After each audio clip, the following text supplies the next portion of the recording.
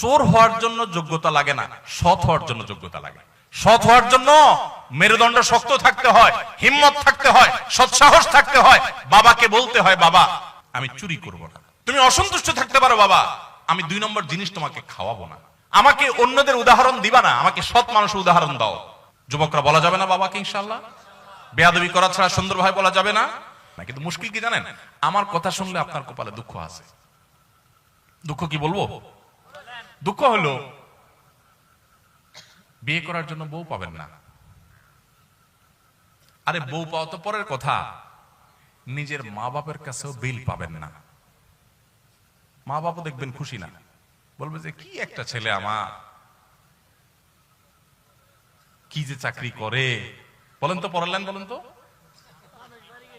হ্যাঁ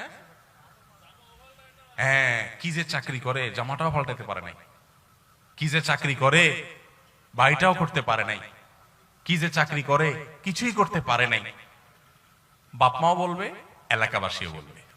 এবং শুধু এটুকু বললে হয়তো, এক একটা আলপিন দিয়ে খোঁচা দিয়ে বলবে কি জানেন? এই যে অমুকের ছেলে এক লগে চাকরি করছে, কত কিছু করে ফেলছে। হ্যাঁ, বাড়ি 2 তলা জায়গায় 3 তলা করে ফেলছে, শহরে জমি রাখছে, দোকান রাখছে, কত কিছু করছে।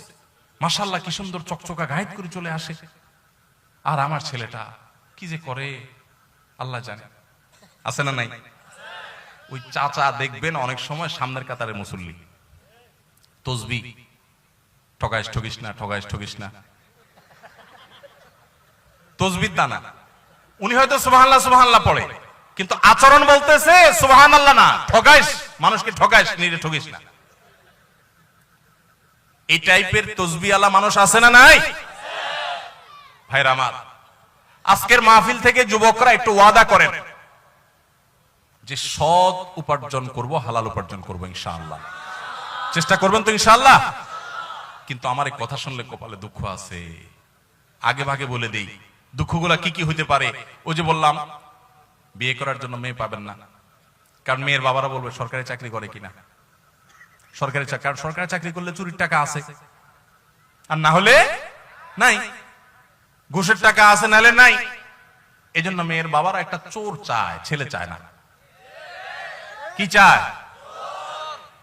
মেয়েটারে বিয়ে দিব ভাই, দেখেন তো একটা চোর পাওয়া যায় কিনা, সরকারি চাকরি করে কিনা। এটা তো বলে না, হাব ভাব দ্বারা বোঝা যায়। আমি সরকারি চাকরি করলেই চোর এটা বলতেছি না, কিন্তু ভুল বুঝেন না। মানে মেয়ের বাবা সরকারি চাকরি ছাড়া চাকরি কেন দিবেন, আমি সেই কথা বলতেছি। সরকারি চাকরি করা হাজার লক্ষ বহু মানুষ আছেন, সৎ আছে না নাই? বহু মানুষ আছেন। কিন্তু আমি বলতেছি যে সরকারি চাকরি যদি ছোট্ট হয় তারপরেও মেয়ে দিবে, আর বেসরকারি চাকরি যদি বড় হয় তাও দিবে না। হয়তো এটার একটা কারণ এটাও যে সরকারি চাকরি এটা যায় না, এটা একটা গ্যারান্টি আছে। কিন্তু সাথে এটাও চিন্তা করতে হবে যে সরকারি চাকরির অনেক ক্ষেত্রে, সব ক্ষেত্রে না, অনেক ক্ষেত্রে চুরির সুযোগ আছে। তো আপনি সেটার চিন্তা করে যদি মেয়ের জামাই খোঁজেন, তাহলে আপনি তো ছেলে খুঁজতেছেন না, মেয়ের জন্য একটা চোর খুঁজতেছেন। আহা,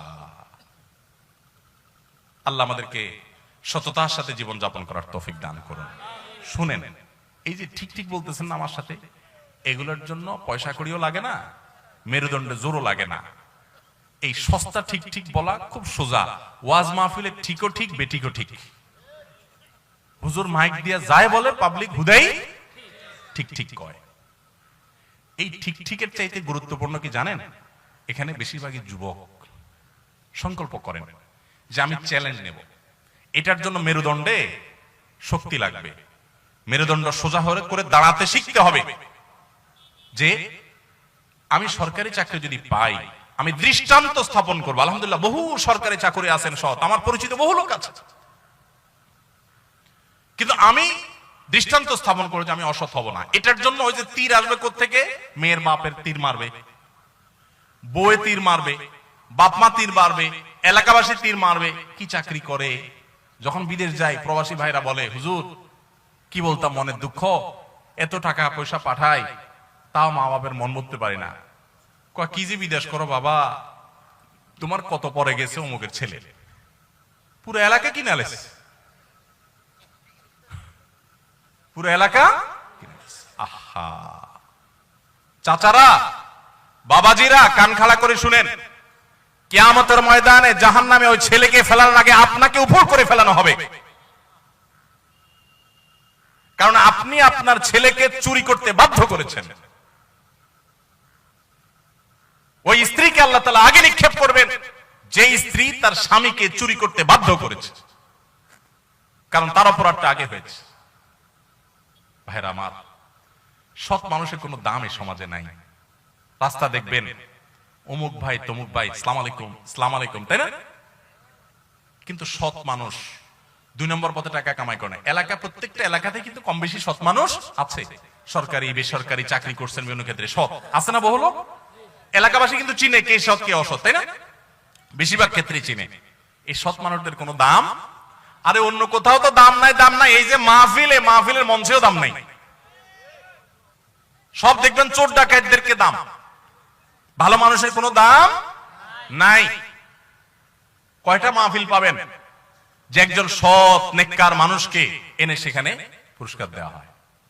আমার 24 তারিখে একটা প্রোগ্রাম আছে কসবায়। তো আমার এক বন্ধু, একজন ডাক্তার, বিসিএস ডাক্তার, ওনার মাহফিল। আমি ওনাকে গতকালকে আমার অফিসে আসছিল, বলছিলাম যে ভাই, বহু পুরস্কারই তো মাহফিলে দেই, আপনার এলাকাতে আমি একটা পুরস্কার দিব, সততার পুরস্কার, একটা না কিছু পুরস্কার আমার তরফ থেকে দেব। যে যুবকরা মা বাবার কথা শুনে এলাকা কাউকে কষ্ট দেয় না, মাস্তানি গুন্ডামি বদমাইশি করে না, এরকম ভালো ছেলেদেরকে আনবেন স্টেজে, আমি একটু পুরস্কার দিব, ওদের কপালে একটু চুমু খাবো। কারণ সততার মূল্য এই সমাজে কেউ দেয় না। এই স্টেজ, মসজিদের মিম্বর যদি না দেয় তো আল্লাহর জমিন থেকে সততা ধুয়ে মুছে চলে যাবে। মসজিদ কমিটিতেও দেখবেন যে সব চোর ডাকাত খুঁজে খুঁজে বাইর করে। আমি সবাইকে বলতেছি না, আবার ভুল বুঝেন না, বেশিরভাগ আমি সেটা বলছি। কয়টা মসজিদে আপনারা দেখেন যে মসজিদ কমিটিতে ভালো ভালো মানুষগুলোকে, যে এলাকার সবচেয়ে সৎ, সবচেয়ে ভালো মানুষ, সত্য কথা বলে, ধানাই পানাই করে না, 2 নম্বরই করে না, এই মানুষগুলোকে খুঁজে খুঁজে এনে মসজিদে দায়িত্ব কয়টা মসজিদে দেওয়া হয় বলেন তো? নাই। কারণ আমরা সবাই চাই, আমরা হুজুররাও চাই যে মসজিদটা চকচক করুক, আমার কমিটির লোকজন চোর ডাকাত যাই হোক মসজিদ যেন চকচক করে। এটা কি ইসলাম? এটা ইসলাম না। আমার মাহফিলের চকচকার চাইতে গুরুত্বপূর্ণ হলো আমরা যেন সৎ হতে পারি। তো সৎ হতে হলে অনেক ঝামেলা আছে। যুবক ভাইরা, এখন আপনারা সিদ্ধান্ত নেন কে কে সৎ থাকবেন আর কে কে অসৎ থাকবেন। অসৎ থাকলে সুবিধা আছে কি?